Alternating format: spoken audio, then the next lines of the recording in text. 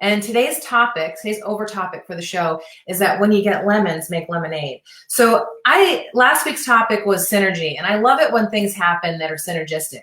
So I was researching this topic, just to kind of get some ideas about what I was going to anchor my thoughts on. And my friend Michelle Faust, who is an author and a fellow podcaster, she has a radio show called Rhino Nation, and she does that show on Phoenix Business X. Now, these two ladies and I met, I guess about 3 years ago now. And I actually met them because I had a client at the time who was a medical billing company, and I went on Phoenix Rhino Nation, which is the name of their Michelle's radio show, with Julie Fletcher, who is from Enterprise Bank, and we were talking about medical billing. And the topics of my fearless art projects came up, and Michelle has a lot of stuff that she does around being fearless. And so we kind of struck up a conversation, and she knew that I wanted to do a radio show, and we actually considered doing this show together 3 years ago, and then kind of both of our lives moved in different directions. Now, Michelle has a very interesting fearless story, and so does Karen Nowicki, who's the owner of Phoenix Business X magazine. So I think it's really cool that they've written a book. Michelle's written a book with 19 fellow authors called The Lemonade Stand. And what's amazing is that I know several of the women that are featured in the book, Samantha Root and Tracy O'Malley. And there's Alvy Shepard is tuned on, and so we're going to be talking with him shortly. So the book is about turning crappy stuff into big wins, right? And I love that. And there's 19 women that are going to be talking, telling their story in that book. Now, the opening, the launch party is from 4 to 7 on Wednesday, December 4th. Now, I can't make the launch party, but I might be able to make the tea party, which is on Thursday, December 5th from 2 to 5 p.m. And that's at the Blind Pig in Scottsdale, which I haven't been to yet, so I'm gonna have to check that out. So I'm gonna leave some comments about where you can log in and go to the book opening. It's $20 to go to the opening. When you go, or the launch, you get a book, and you get to listen to Michelle and some of her authors talk about the idea of turning lemons into lemonade. So in my life, look at the time, 2:33. I got a little bit of time. For example, I mean, just the story with Michelle and Karen was a story of a client that I had hoped was going to be a long-term fit. I gave them full-time hours at the time. It ended up not being a fit. But when I think about it, I wouldn't have probably done this radio show had I not met Karen and Michelle at that time.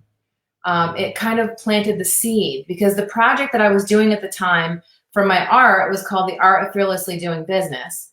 And I wanted to have those conversations on the radio. And so it kind of led me down a path of, gee, which way can I go? How am I going to make this work out?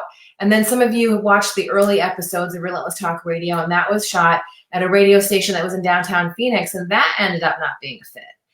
So you'd think, okay, two things kind of not being a fit, maybe I should just give up, right? But I find that if you keep on going forward, if you have a good idea and you think, so I thought, why don't I just start doing Relentless Talk Radio on the radio?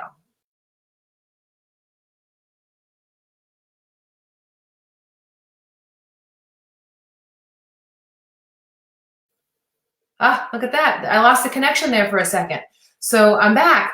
So I thought, why don't I just take control of the radio, and I can shoot it on Facebook Live, and I can either use Zoom or Be Live or some other application to make that happen.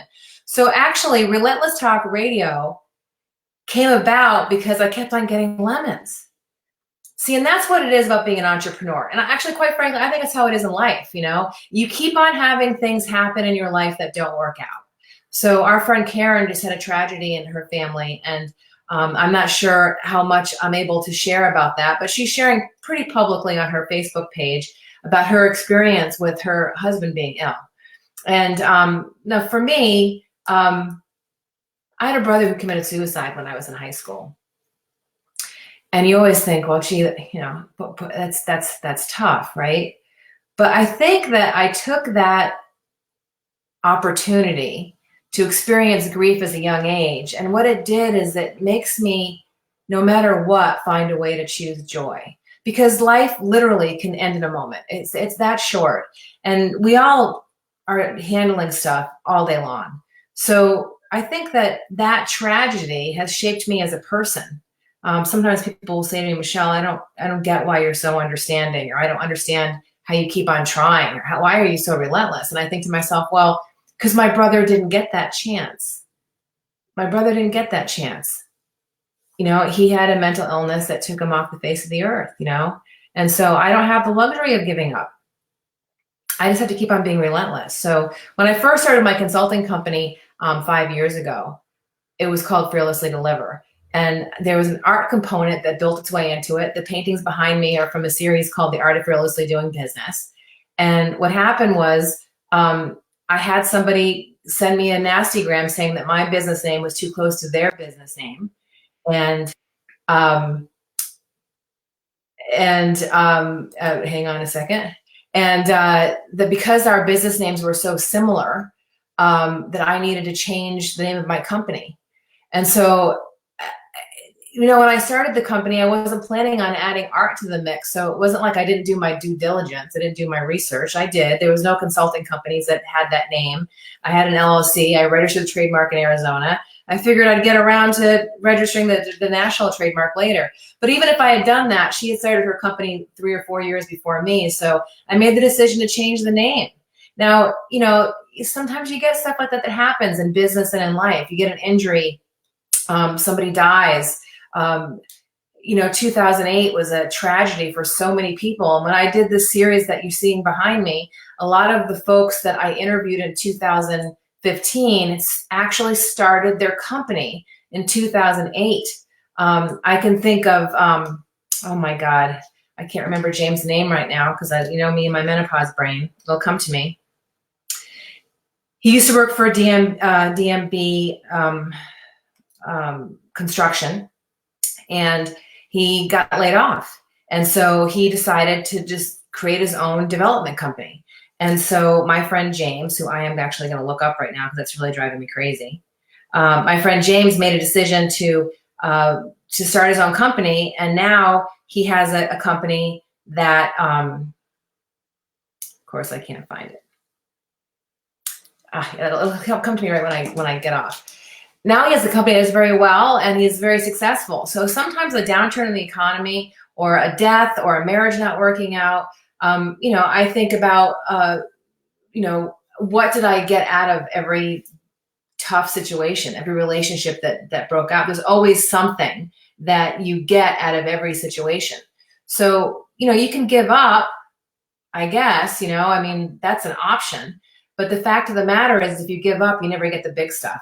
So you just have to keep on trying. You keep on having to take the things that didn't work out and have to spin them in directions that can work for you. So today I'm talking with Albie Shepard. He is a former pitcher for the Baltimore Orioles.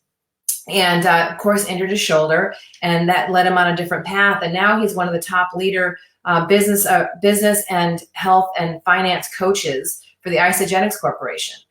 He actually is has his own business as an Isagenix consultant, and he's killing it. Now, had his other stuff worked out the way he wanted it to work out, is what he's saying here, he's listening here. He's being relentless is a great characteristic. It's so important.